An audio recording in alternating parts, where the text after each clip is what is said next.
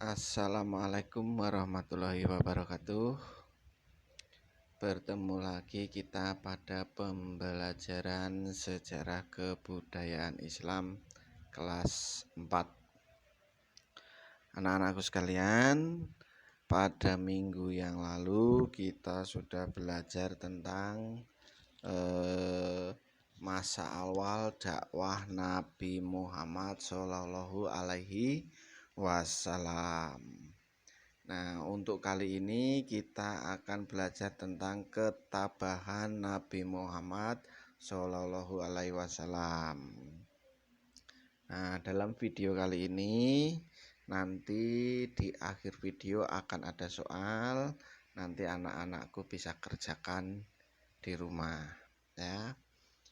Tujuan pembelajaran kali ini adalah agar anak-anakku sekalian nanti bisa menyebutkan ketabahan Nabi Muhammad Shallallahu Alaihi Wasallam dalam berdakwah, kemudian bisa memberikan contoh ketabahan para sahabat dalam mengikuti dakwah Nabi Muhammad. Oke, kita mulai.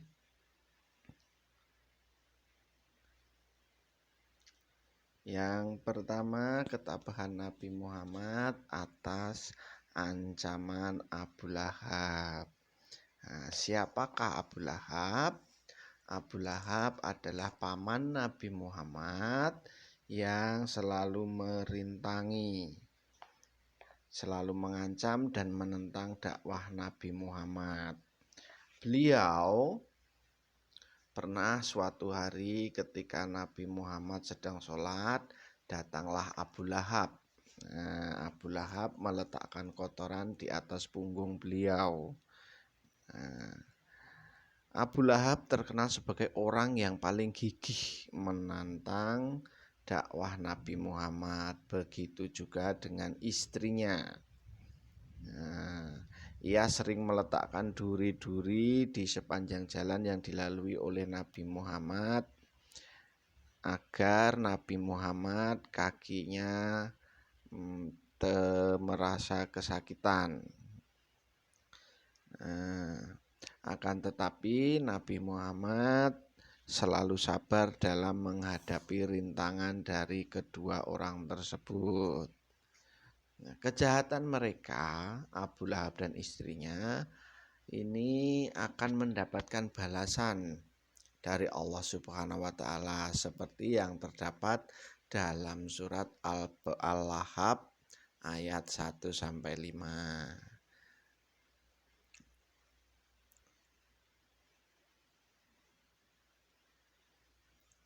Berikut.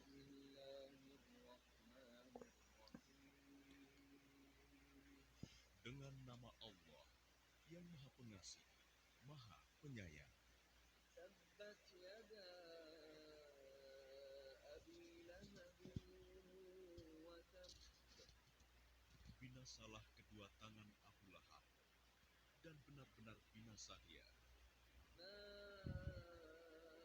aghna anhu maluhu wa ma kasab.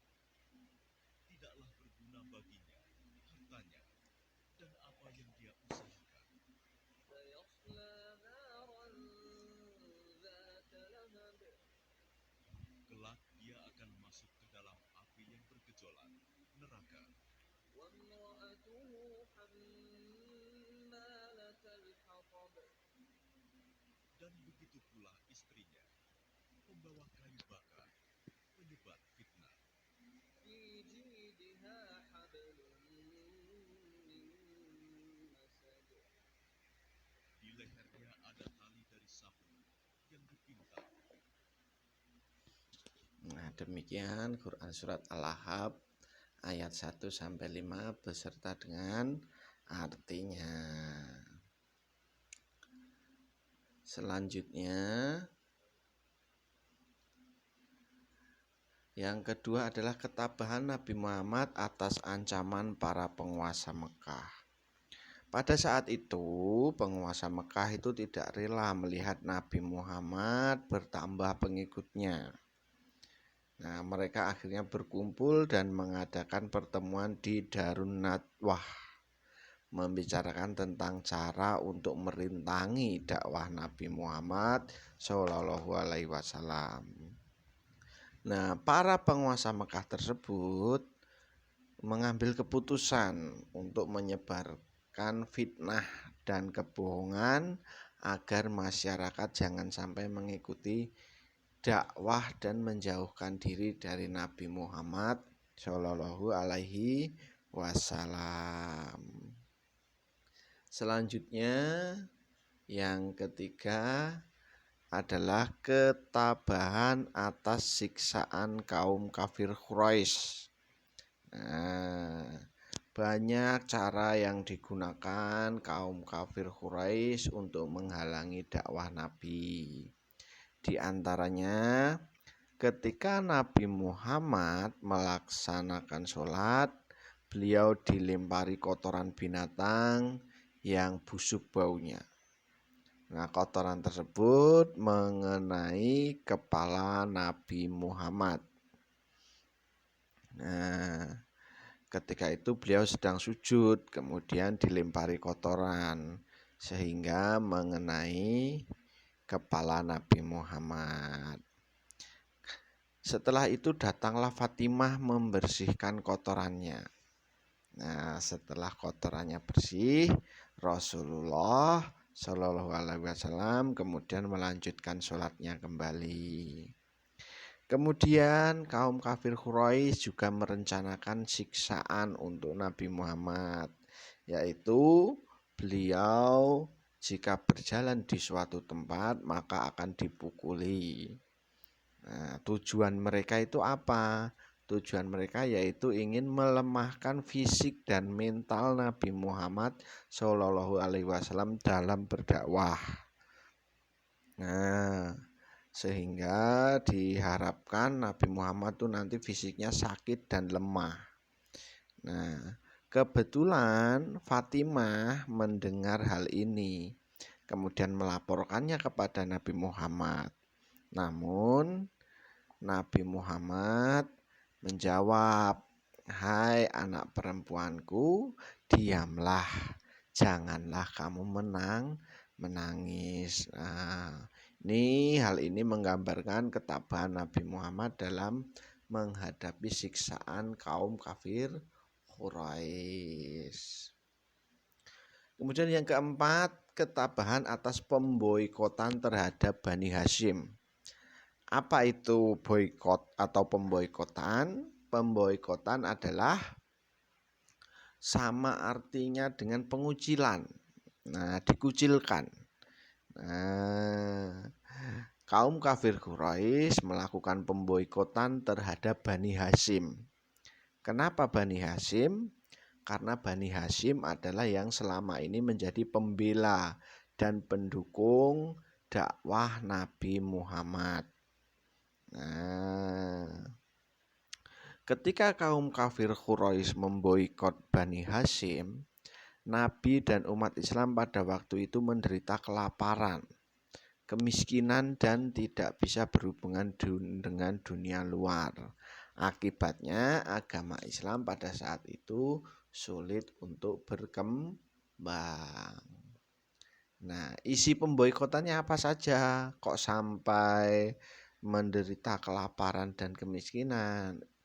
Isi pemboikotannya itu ada 5, yaitu yang pertama, tidak boleh mengadakan jual beli dengan Bani Hashim, Bani Abdul Muthalib dan umat Islam. Nah, sehingga kegiatan ekonomi umat Islam menjadi terganggu sehingga menyebabkan terjadinya kelaparan dan kemiskinan.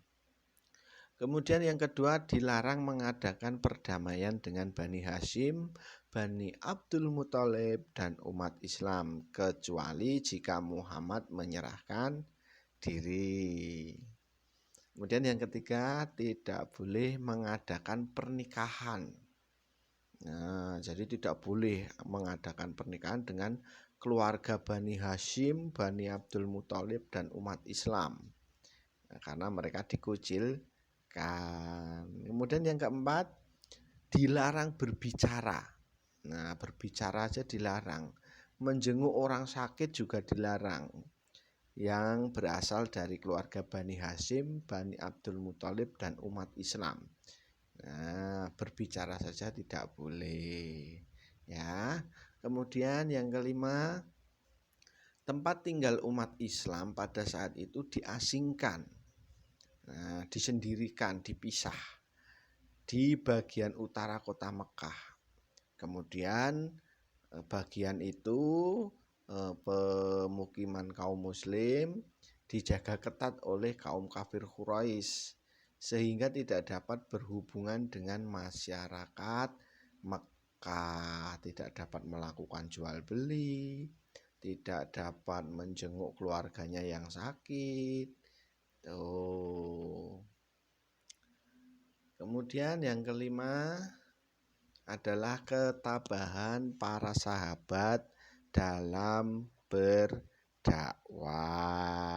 Nah, dalam hal ini ada 5 ketabahan sahabat yang akan kita pelajari, yaitu yang pertama ketabahan Khadijah, kemudian yang kedua ketabahan Abu Bakar, yang ketiga ketabahan keluarga Sumayyah, yang keempat ketabahan Arkham bin Abil Arkham, yang kelima ketabahan Bilal bin Rabah. Oke, langsung saja. Yang pertama ketabahan Khadijah binti Khuwailid. Nah, anak-anak pasti tahu siapa itu Khadijah. Beliau adalah istri dari Nabi Muhammad. Beliau selalu mendukung dakwahnya. Nah, Khadijah selalu mendukung dakwah Nabi dengan harta benda, jiwa, dan raga. Banyak harta bendanya yang digunakan untuk kepentingan dakwah Nabi Muhammad SAW. Bahkan Khadijah banyak menghadapi ancaman dan cacian dari kaum kafir Quraisy. Bahkan Khadijah itu diancam oleh kaum kafir Quraisy. Nah, mereka menyuruh Khadijah agar mau membujuk Nabi Muhammad menghentikan dakwahnya. Akan tetapi bujukan tersebut ditolak. Karena beliau adalah istri Nabi yang setia mendampingi Nabi dalam berdakwah. Selanjutnya ketabahan sahabat Nabi yang bernama Abu Bakar. Abu Bakar ini adalah salah satu sahabat yang selalu mendampingi Nabi Muhammad. Bahkan sering pergi ke masjid bersama-sama untuk menunaikan ibadah sholat dan menyeru untuk memeluk agama Islam kepada kaum kafir Quraisy. Nah, ceritanya pada suatu hari Abu Bakar meminta izin kepada Rasulullah untuk menyeru kepada kaum kafir Quraisy supaya mereka itu insaf. Dan diharapkan mereka nanti mau mengikuti seruan Allah dan utusannya, yaitu Nabi Muhammad. Nah, oleh Nabi Muhammad, Abu Bakar diberi izin. Kemudian Abu Bakar berdiri di tengah-tengah masjid dan berkhotbah dengan suara lantang, dengan suara yang keras. Dia menyeru kepada kaum kafir Quraisy supaya mengikuti seruan Allah dan utusannya, yaitu Nabi Muhammad Shallallahu Alaihi Wasallam. Tetapi apa tanggapan kaum kafir Quraisy? Mereka memukuli Abu Bakar sehingga jatuh dan tidak kuat menahan pukulan-pukulan mereka. Dipukulin. Nah, ketika mencoba melarikan diri, dengan segera ia ditangkap oleh Utbah bin Rabi'ah. Jadi Abu Bakar mau melarikan diri, ditangkap lagi dan dipukuli lagi.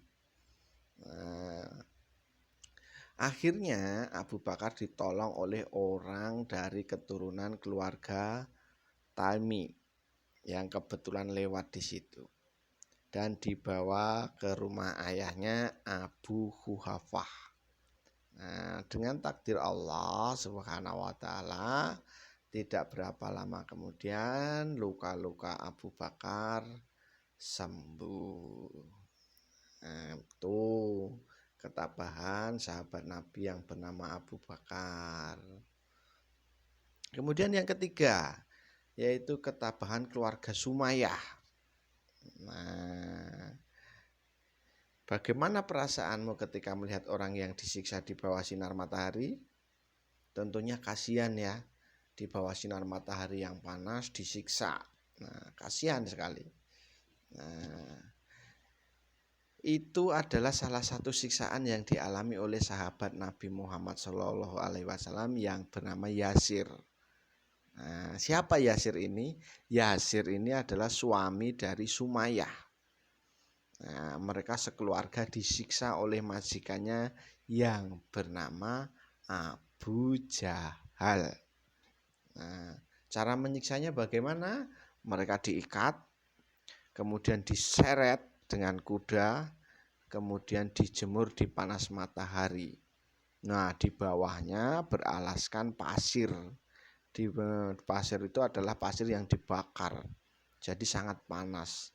Tapi keluarga Sumayyah tetap tabah, tetap setia dan tetap mengikuti Nabi Muhammad Shallallahu Alaihi Wasallam. Tuh sangat tabah mereka ini. Selanjutnya yang keempat adalah ketabahan Arqam bin Abil Arqam. Siapa beliau? Beliau adalah salah satu sahabat Nabi Muhammad yang kuat iman dan pendiriannya.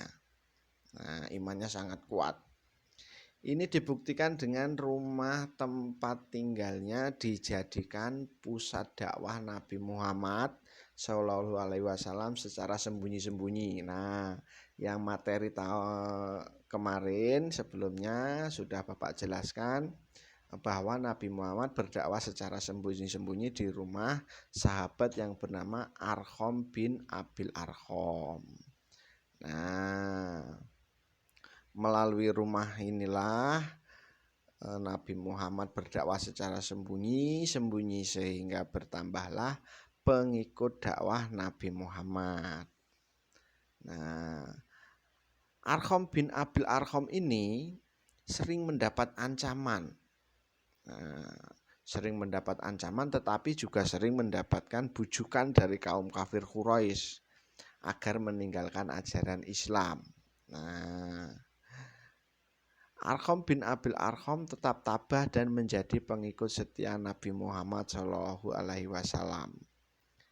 Bahkan beliau ikut hijrah ke Madinah, meninggalkan rumah dan harta bendanya yang melimpah. Jadi Arqam bin Abil Arqam ini keadaan ekonominya lumayan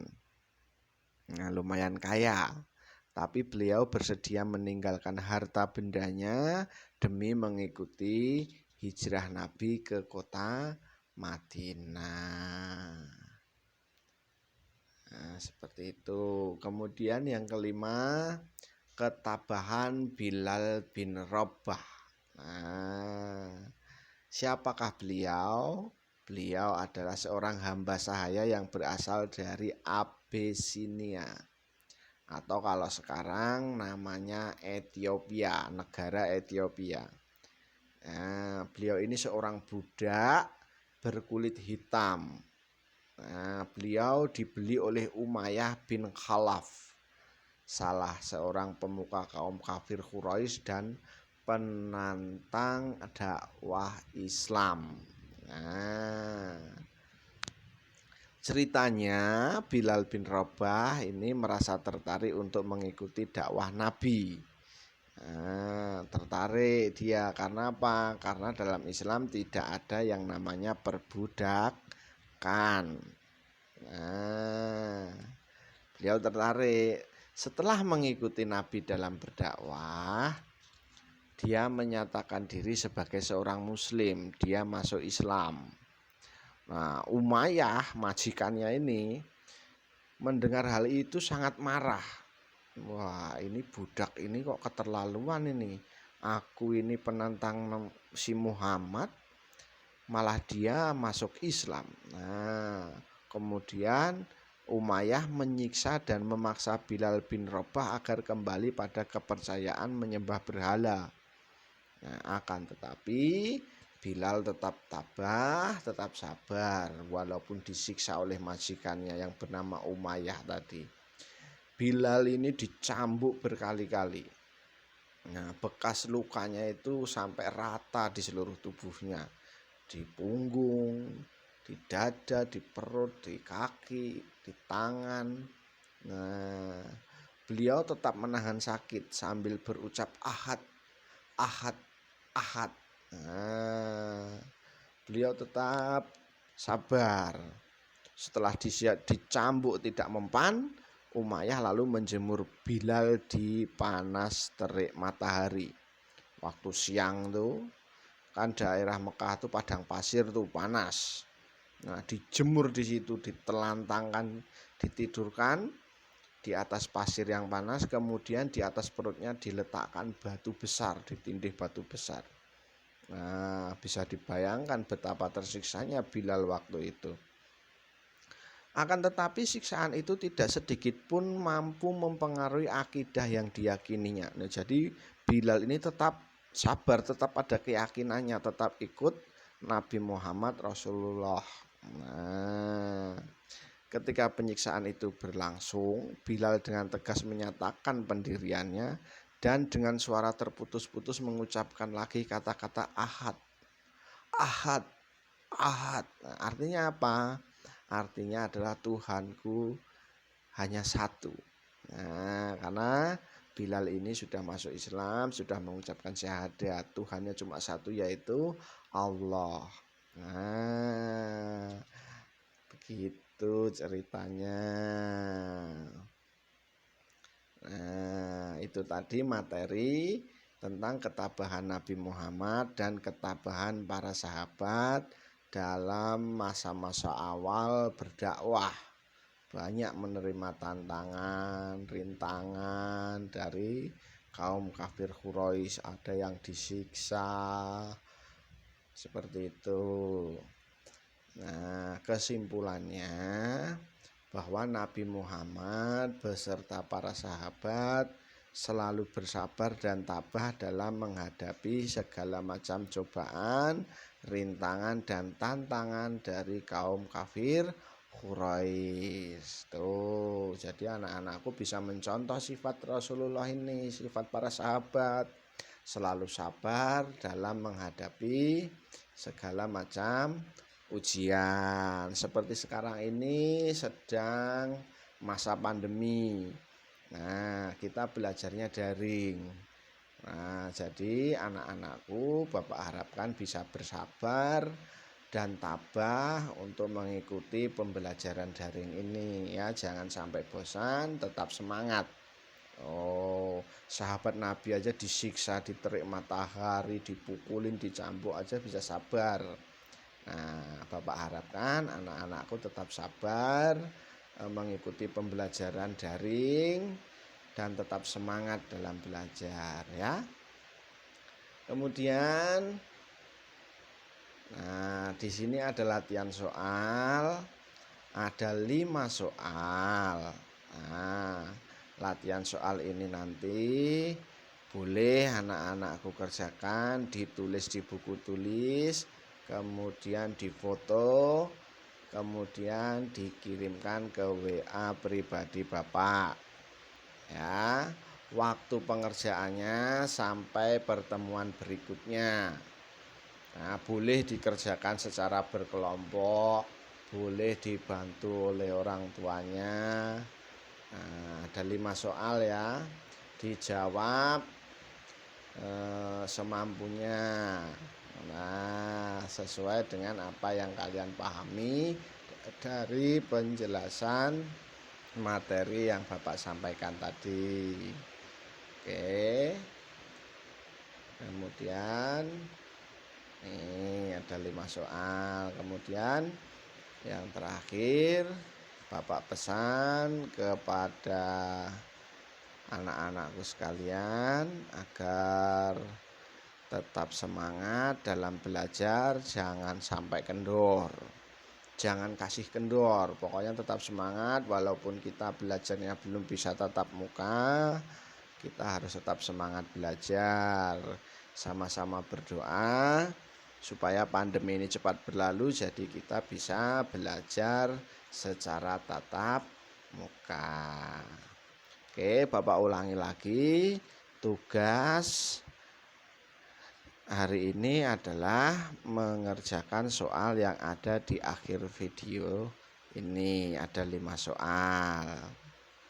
Nah, kalian kerjakan di buku tulis, ditulis yang rapi, yang bagus. Nanti difoto kemudian dikirimkan ke WA pribadi Bapak. Oke, paham ya? Nah, anak-anak MI Syarif Abbas pasti paham karena anak-anak MI Syarif Abbas semuanya hebat. Nah, oke. Kalau begitu, Bapak akhiri dulu kegiatan belajar mengajar pada kali ini. Kita akhiri. Akhirul kalam. Wassalamualaikum warahmatullahi wabarakatuh.